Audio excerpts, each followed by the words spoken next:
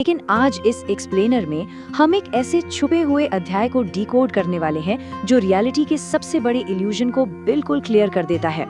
हम बात कर रहे हैं अर्जुन और उस रहस्यमयी दिव्य सेब की। ये कोई आम किस्सा नहीं है, ये एक ऐसी कहानी है जो सच में हमारे आसपास की दुनिया को देखने का पूरा नजरिया बदल कर रख देगी। तो चलिए बिना किसी देरी के सीधे इसमें डाइव इन करते हैं। शुरुआत एक छोटे से पर बेहद गहरे सवाल से करते हैं। एक बार सोचिए, दुनिया के सबसे महान धनुर्धर यानी अर्जुन, जिसके आगे बड़े बड़े योद्धा कांपते थे, उसका अहंकार पल भर में कैसे टूट गया? और वो भी किसी भयंकर युद्ध में नहीं, बल्कि एक फल तोड़ने जैसे बिल्कुल साधारण से टास्क से। हैरानी होती है ना सुनकर। आखिर एक महायोद्धा एक छोटे से एप्पल के आगे कैसे घुटने टेक सकता है? जब अर्जुन सत्य की खोज में उस गुफा के पास पहुंचे तो उन्हें ये दिव्य सेब तोड़ने का एक टास्क मिला। उस वक्त उनके दिमाग में क्या चल रहा था? बस यही कि भाई मैं तो अर्जुन हूँ, मेरे लिए एक छोटा सा फल तोड़ना कौन सी बड़ी बात है। लेकिन ये ओवर कॉन्फिडेंस, ये अहंकार ही उनके रास्ते का सबसे बड़ा पहाड़ बनने वाला था। एक अजीब सा बोझ था इस घमंड का, और यही इनकम्प्लीट नॉलेज उन्हें असली सच्चाई से कोसों दूर रख रही थी। पर जैसे ही वो उस पेड़ के पास पहुंचे, सारा अहंकार एक सेकंड में चकनाचूर हो गया। पता है क्यों?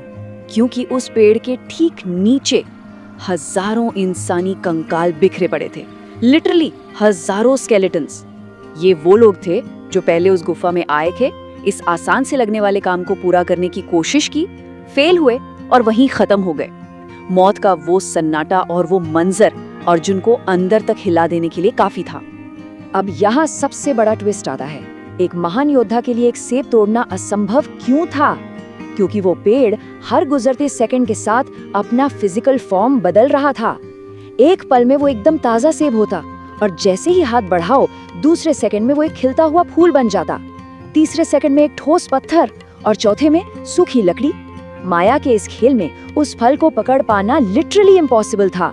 जितनी कोशिश उतनी ही बड़ी उलझन। ऐसा होता क्यों है?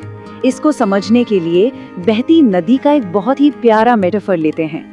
कहते हैं ना कि हम एक ही बहती नदी के पानी को 2 बार छू नहीं सकते, क्योंकि जिसे अभी छुआ वो पानी तो आगे बह गया। ठीक उस बदलते हुए पेड़ की तरह इस दुनिया में भी कुछ भी एक क्षण से ज्यादा नहीं ठहरता। हर एक चीज एक लगातार बहाव में है, एक ऐसी तेज रफ्तार जिसे हम चाहकर भी रोक नहीं सकते। और यहाँ से निकल कर आती है इस एक्सप्लेनर की सबसे क्रूशियल बात। ये जो दुनिया का बदलता हुआ नेचर है ना, यही रियलिटी का सबसे बड़ा भ्रम है, जिसे सांसारिक सच्चाई या वर्ल्डली ट्रूथ कहा जाता है। हम लोग लगातार बदलती हुई फिजिकल रियलिटी को परमानेंट मान लेने की बहुत बड़ी गलती करते हैं।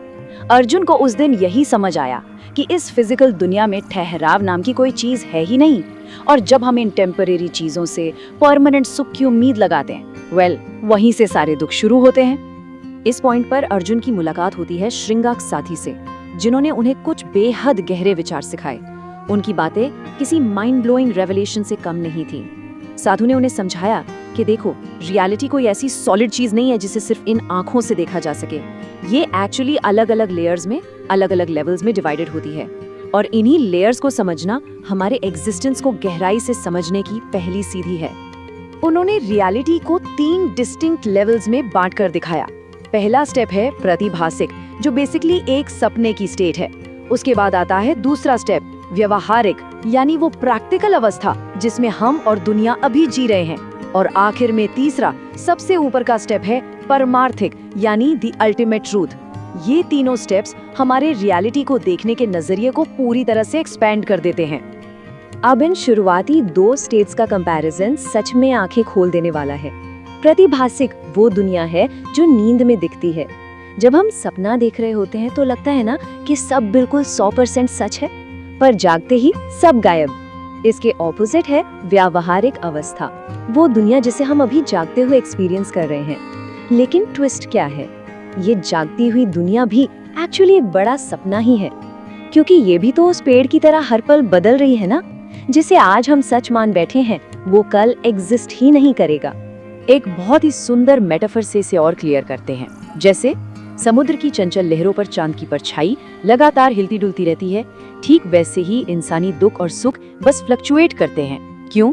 क्योंकि हम उन्हें इस बदलती हुई बॉडी और मटेरियल दुनिया के साथ अटैच कर लेते हैं। हम इस टेम्पररी फ्लक्चुएशन को परमानेंट समझने की भूल करते हैं और यही हमारी सारी चिंताओं की सबसे बड़ी वजह है। इस डीप नॉलेज को एब्जॉर्ब करने के बाद अर्जुन को अचानक एक जबरदस्त झटका लगा। उन्हें ये रियलाइज हुआ कि वेट अ मिनट, जिस कुरुक्षेत्र के महायुद्ध के लिए वो इतना सब कर रहे थे, वो भी बस एक प्रोजेक्शन था, सिर्फ एक चेतना का खेल, माइंड का क्रिएट किया हुआ एक ग्रैंड इल्यूजन। ये समझते ही अर्जुन का इस दुनिया को देखने का लेंस पूरी तरह शिफ्ट हो गया। वो एपिक वॉर अब उन्हें किसी दूसरे ही ढंग से दिखाई दे रही थी। और यही रियलाइजेशन हमें उस तीसरे और आखिरी लेवल की तरफ ले जाता है, जिसे परमार्थिक या अल्टीमेट स्टेट कहा गया है। यह ह्यूमन कॉन्शियसनेस की आखिरी मंजिल है, एक ऐसी स्टेट जहां इस दुनिया के सारे भेदभाव, सारी अलग अलग आइडेंटिटीज, सब कुछ जीरो हो जाता है। इस लेवल पर आने के बाद ही सच्चे और शुद्ध स्वरूप का, हमारी ट्रू नेचर का अनुभव होता है, जहां किसी तरह का कोई टकराव, कोई कॉन्फ्लिक्ट बचता ही नहीं। उस गुफा में सारी कोशिशें छोड़कर जब अर्जुन शांति से बैठे तो उन्होंने एक बेहद गहरी रियलिटी को महसूस किया।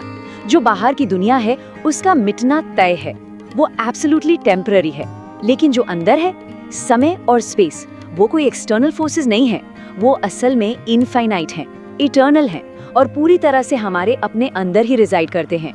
ये इंटरनल पीस और वास्टनेस किसी भी एक्सटर्नल चेंज से 1000 गुना बड़ी है।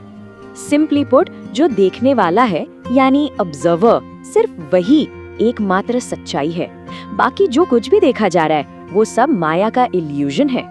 इस एक सिंगल थॉट ने अर्जुन के अधूरे ज्ञान को कंप्लीट कर दिया। उन्हें ये समझ आ गया कि ये सारी फिजिकल चीजें बस एक छलावा हैं। उसके बाद उन्होंने उस बाहरी सेब को पकड़ने की हर विफल कोशिश हमेशा के लिए छोड़ दी और अपना पूरा फोकस अपने अंदर की अनंत शक्ति पर शिफ्ट कर लिया। इस महासत्य का बोध होने के बाद जब अर्जुन उस गुफा से बाहर निकले तो वो पहले वाले अहंकारी अर्जुन थे ही नहीं। उन्होंने उस इन्फिनिट सच्चाई को एम्ब्रेस कर लिया था और बेहद शांति लेकिन पूरे गर्व के साथ उन्होंने घोषणा की, अहम ब्रह्मास्मि, जिसका मतलब है मैं ही ब्रह्म हूँ। उन्होंने अपनी इन्फिनिट रियलिटी को, जो हमेशा से उनके अंदर ही मौजूद थी, फाइनली डिस्कवर कर लिया था। और सच कहूँ, यही उस महायोद्धा की सबसे बड़ी, सबसे अल्टीमेट जीत थी। तो इस एक्सप्लेनर को रैप अप करते हुए आइए इस एंशिएंट विजडम पर थोड़ा डीपली विचार करें। क्या वाकई हमारे आसपास की ये पूरी दुनिया सिर्फ एक ग्रैंड फ्लीटिंग ड्रीम है? अर्जुन की इस माइंड बेंडिंग लेजेंड से हमें ये क्लियर होता है कि सच्चाई उतनी सिंपल या स्ट्रेट फॉरवर्ड नहीं होती जितनी इन आंखों से दिखती है। अगली बार जब इस दुनिया की कोई भी टेम्पररी चीज परमानेंट लगने लगे या कुछ खोने का डर आए तो उस बदलते हुए दिव्य सेब को जरूर याद करिएगा। इस थॉट प्रोवोकिंग सवाल के साथ इस चर्चा को हम यहीं एंड करते हैं।